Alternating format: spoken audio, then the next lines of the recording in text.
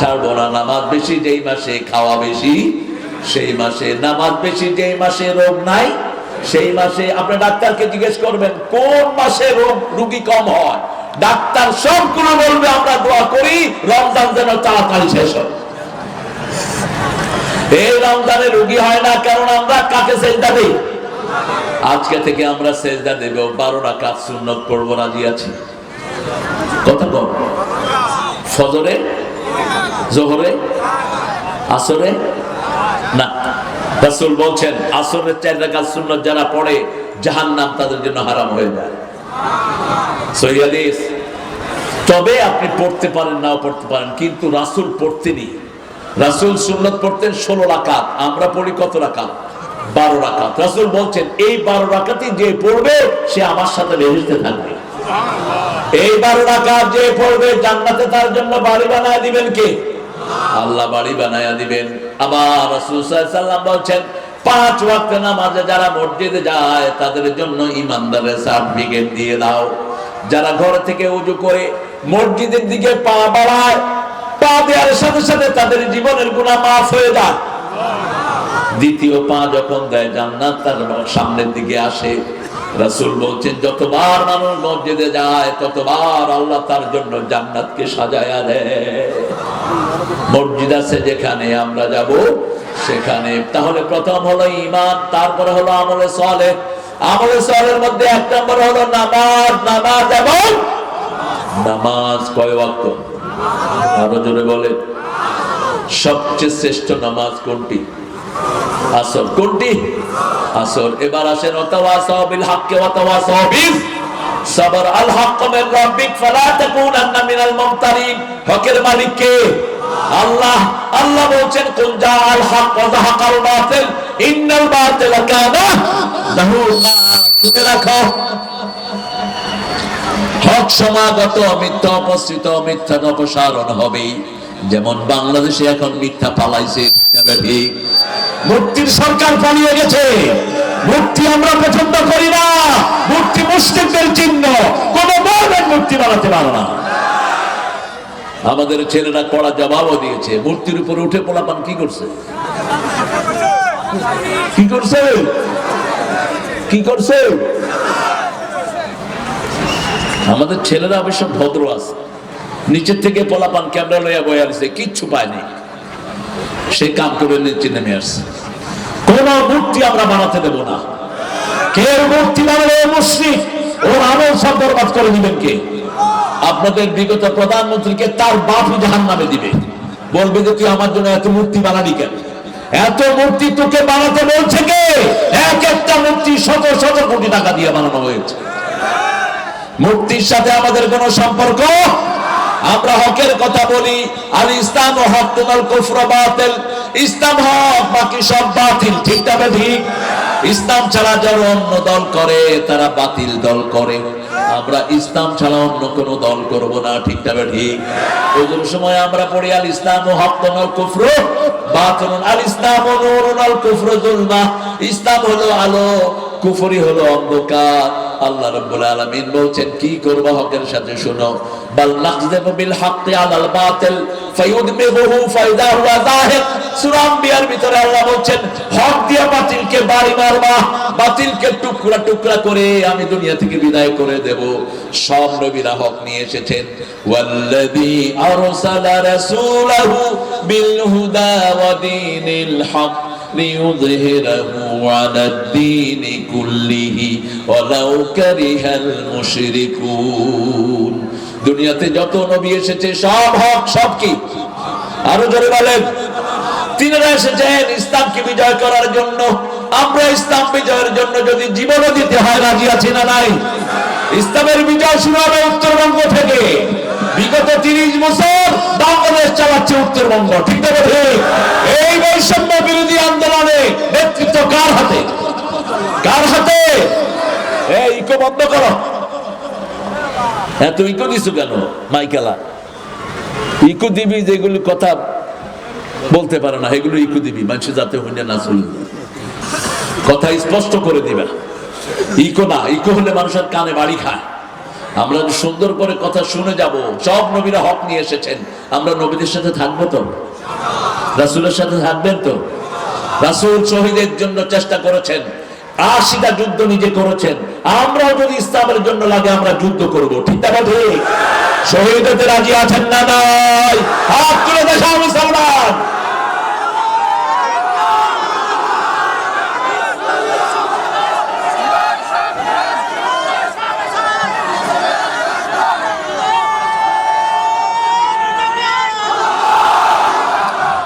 আমার রাসূল আগে কাউকে আক্রমণ করেননি, কোনোদিনও না। না, পাখা তোমরা দাওনি, এখন আর পাখার দরকার। রাসূল আগে কাউকে আক্রমণ করেননি, আমরাও করব।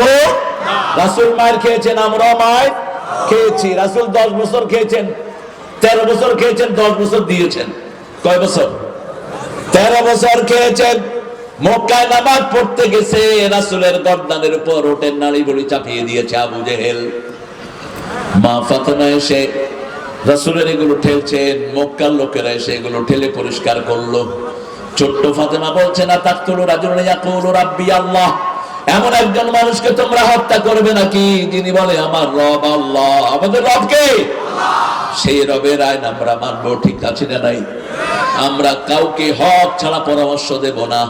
আমার যত ভাই বোন আছে আল্লাহ তাদেরকে হকের জন্য কবুল করুক। আরো জোরে বলি আমিন। নামাজ হক না বেহক? জোরে বলেন। যাকাত, মোহরানা, যৌতুক, যৌতুক না হক? পিতা মাতা খেদমত করা, মুরব্বীকে সম্মান করা, হোক সে মুরব্বী হিন্দু, সম্মান করা কি? সম্মান করলে খুশি হন কে? শিশুদেরকে আদর করা, হোক সে হিন্দু শিশু, ওদেরকে আদর করলে খুশি হবেন কে? আপনার প্রতিবেশীকে খাওয়া দিলে খুশি হবেন কে? বৈষম্য বিরোধী আন্দোলনের ছেলেদেরকে সেবা সুস্থতা দিলে খুশি হবেন কে? এই বাজারে যারা অবহেলিত মানুষ, দিন এনে দিন খেতে পারে না, এদের পাশে দাঁড়ালে খুশি হবেন কে? কথা বলার তো সময় নাই। গরিবেরা ডাক দিলে পাশ কেটে চলে যায়, এরকম লোক বেশি না কম? কেন চলে যাও? গরিবদের হক আছে তোমার ভিতরে। আল্লাহ বলছেন আল হাক্কু মির রাব্বিক, গরিবের জন্য তোমার পয়সার ভিতরে আমি হক রেখেছি, তুমি সেই হক আদায় করবে না, এই পয়সা তোমাকে সব বানিয়ে আল্লাহ তোমার গাল কামানোর জন্য কিয়ামতে দিয়ে দিবে। রাসূল বলছেন, বুখারীর বর্ণনা, যারা তাদের সম্পদের যাকাত আদায় করে না, গরিবকে সম্পদ দেয় না, এই সম্পদগুলো সুজাও নাকরা, বিষধর সাপ হবে, poisonous snakes, it will bite you in teeth, তোমার এই গাল কামড়ি কামড়ি খাবে কিয়ামতের ময়দানে। লক্ষ কোটি মানুষের মধ্যে তোমার লেবাস ছিল বাংলাদেশে, তুমি আলহাজ, তুমি বিশাল দানবীর, কিন্তু তলে তলে তুমি মানুষের জমি খাইতা, তলে তলে মানুষের টাকা খাইতা, তলে তলে মানুষের ঘুষ খাইতা, গরিবকে দান করতে না, ঠিক তবে ঠিক? কিয়ামতে সব প্রকাশ করে দিবেন কে? আল্লাহ প্রকাশ করে দিবেন। সেজন্য আমরা হকের আন্দোলন করব। সব নবী হকের আন্দোলন করেছেন, আমরা হকের আন্দোলন করব। সুদ খাওয়া হক না না হক? হ্যাঁ, ঘুষ খাওয়া, ঘুষ না দেয়া, ঘুষ চাইলে কি লাইবেন? ঘুষ যে অফিসে চাইবে 10 জন মিলে পিটাবেন এই শয়তানকে ধরে। ঘুষ যারা খায় এরা ভালো মানুষ না খারাপ মানুষ? খারাপ মানুষ। পরস্পর হকের পরামর্শ দিবেন। হকের পথে চলতে গেলে ধৈর্যের দরকার আছে না নাই? আল্লাহ রাব্বুল আলামিন বলছেন, ইয়া আইয়ুহাল্লাযীনা আমানুস্তাঈনু বিস-সাবরি ওয়াস-সালাহ ইন্নাল্লাহা মা'আস সাবিরিন। ও মুমিনেরা, তোমরা ধৈর্য এবং নামাজের মাধ্যমে আমার কাছে সাহায্য চাও, সেই সাহায্যকারীর সাথে আমি আল্লাহ নিজে থাকি। ধৈর্য আর কি? সালাত। ধৈর্য ধরতেই হবে, ধৈর্য ছাড়া বাঁচার কোনো উপায় নাই। ধৈর্য যারা ধরে, আল্লাহ বলছে আমি বিনা হিসাবে তাদেরকে জান্নাত দিয়ে দেব। 5 ব্যক্তিকে আল্লাহ বিনা হিসাবে জান্নাত দিবেন। কয় ব্যক্তি? প্রথম হলো নাবালক। প্রথম কি? নাবালক। 2 নম্বর হলো যারা জুমার দিন মারা যায়, তাদের কবরের কোনো হিসাব হবে না। 3 নম্বর যারা রাতে সূরা মুলক পড়ে। 4 নম্বর ইউফাস সাবিরুনা বিগাইরি হিসাব। আল্লাহ বলছেন যারা ধৈর্যশীল আমি বিনা হিসাবে তাদেরকে জান্নাত দিয়ে দেব। আবার আল্লাহ বলছেন তোমাদের মধ্যে যদি 20 জন ধৈর্যশীল হও, আমি 200 লোকের উপর বিজয় দান করে দেব।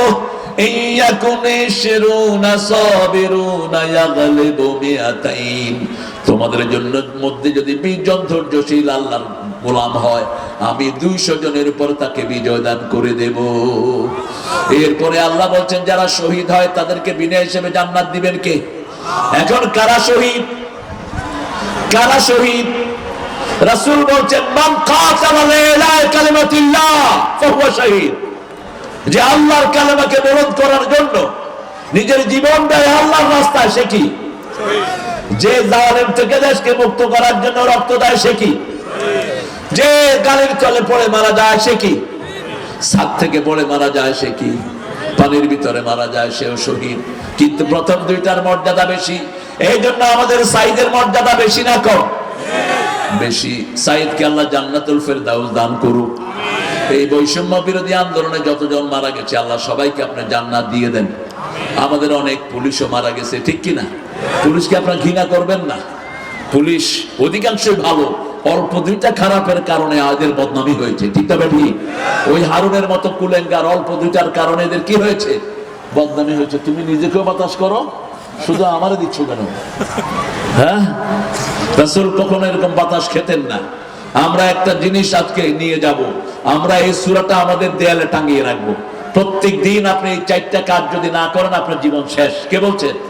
কে বলছেন? আপনি মারা যাবেন, সোজা জাহান্নামে যাবেন। আপনি প্রথম ঈমানের উপরে থাকতে হবে। ঈমান কার চলে যায়? রাসূল বলছেন আস-সারিকু হিনা ইয়াসরিক লা ইউমিন, আল-জানিয়াতু হিনা ইয়াজনি লা ইউমিন। চোর যখন চুরি করে তার মধ্যে ঈমান থাকে না। বাংলাদেশে চোর বেশি না কম? না, এটা একটা মিথ্যা কথা বলে। আপনারা এখানে যা বলছেন সব চোর নাকি? চোর অল্প, চোর অল্প চোর, কিন্তু অল্প চোরের কারণে আমার বদনামি হয়েছে, ঠিক না ঠিক? যেমন সবচেয়ে বড় চোর কে বলেন? তো শেখ হাসিনা কি বাংলাদেশের সব মানুষ নাকি?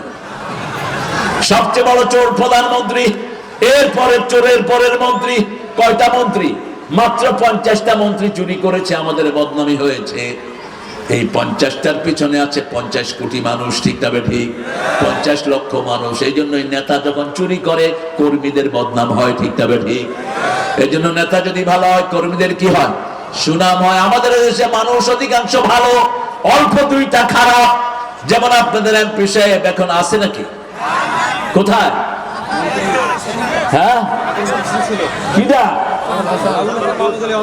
ও আরে বাপরে বাপ, অর্থমন্ত্রী কোথায় তিনি এখন? উনি তো এত বড় চোর ছিলেন না, ওনার তো সুনাম ছিল অর্থনৈতিক ক্ষেত্র না সুনাম। চিন্তা করবো আজাদের পরে আমার টান, অতএব বাবা জান বাঁচানো ফরজ। অন্যান্য চোরগুলোর কারণে এরকম কিছু ভালো মানুষেরও বদনামি হয়ে যায়, ঠিক না ঠিক? কারণ একই সিল, একই কি সিল। এই জন্য তুমি ইসলাম ছাড়া অন্য কিছু করবা না। তুমি হকের বাইরে গেলে তোমার দুনিয়াও শেষ, আখিরাতও। আমরা 4টা কাজ করব, ঈমান আনবো। রাসূল বলছেন প্রত্যেক দিন ঈমানকে নতুন করো। তাজাদ্দাদু ঈমানাকুম, রিনিউ ইউর বিলিভ। তোমার ঈমানকে নতুন করো। সাহাবায়ে কেরাম বলেন হাউ কাইফা নুজাদ্দিদু ঈমানানা, আমাদের ঈমান আমরা কিভাবে নতুন করব? আসর কয়টা পড়ছেন? হ্যাঁ, ইন্না লিল্লাহি ওয়া ইন্না। তো আমরা গুনাহগার বানাবেন তো আপনারা? 4:30 পড়বেন? 5টায় তো কাজা হয়ে যাবে বাবা। এই যে সূর্য আজ লাল হয়ে গেছে, ঠিক আছে, আমি আরো 10 মিনিট চালাই নাকি? কষ্ট হবে না তো? আমারে অপরাধী বানাবেন না তো? এখন পড়লেই সেফ। এই যে সূর্য লাল হয়ে গেলে আসর হবে না আপনাদের। আপনার বৈশা বৈশা সূর্য লাল কইরা তারপরে যে কোনো কারণে বসছেন। আমার আজকে আসতে দেরি হলো, ওই যে আপনাদের এখানে একজন উপদেষ্টা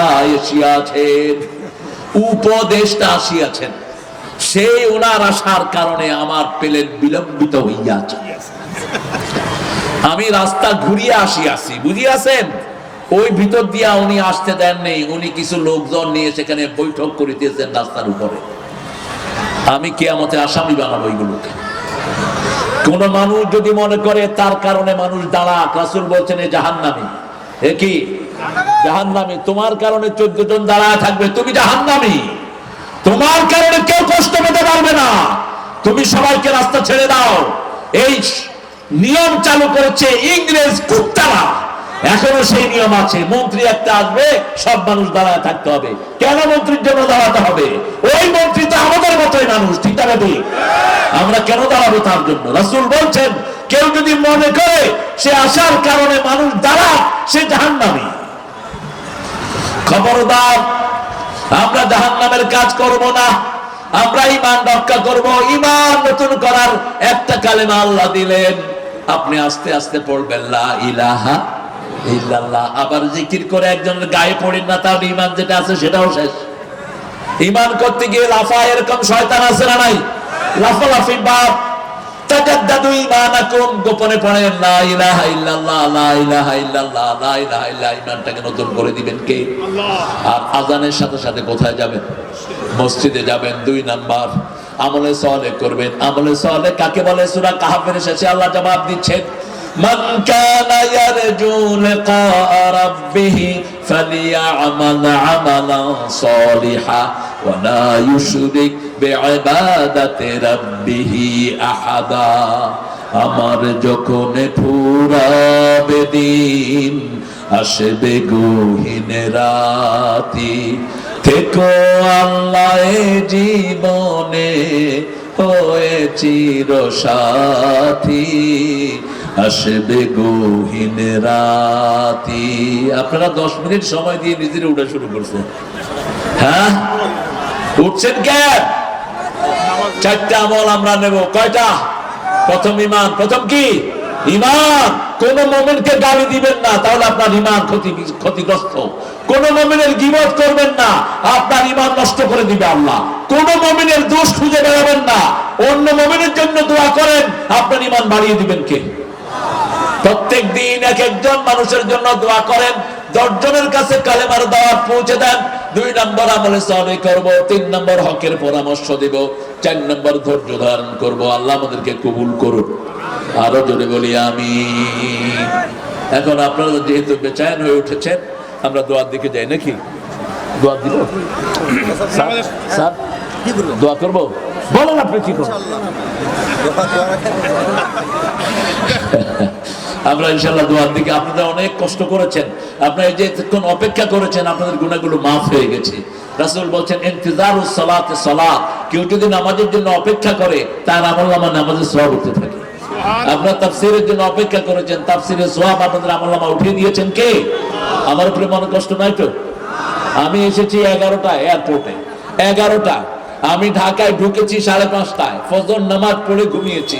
কালকে ছিলাম আমি নওগাঁতে, তারপরে দিনে জয়পুরহাট, রাতে নওগাঁ, রাতের 12টায় হলো আপনার সিরাজগঞ্জ। সেখান থেকে আমি ঢাকা ঢুকেছি।